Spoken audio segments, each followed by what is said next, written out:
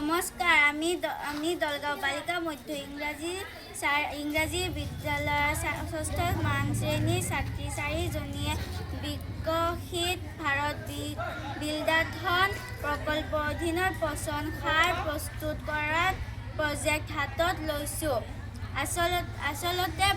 আচলতে পচন সাৰে আমাৰ খেতিৰ উৰ্বৰতা বৃদ্ধি, উৎপাদন বৃদ্ধি কৰে।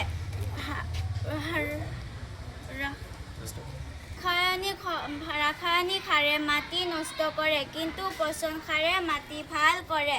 পচন সাৰ প্ৰস্তুত কৰাৰ পদ্ধতি: প্ৰথমতে আমি এটা পাত্ৰত শুকান পাত লৈছোঁ।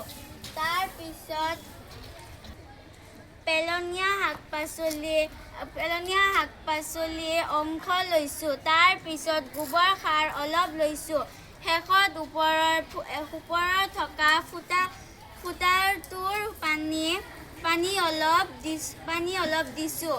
এনেকৈ কেইদিনমান ৰখাৰ পিছত পচন সাৰ প্ৰস্তুত হয়। ধন্যবাদ।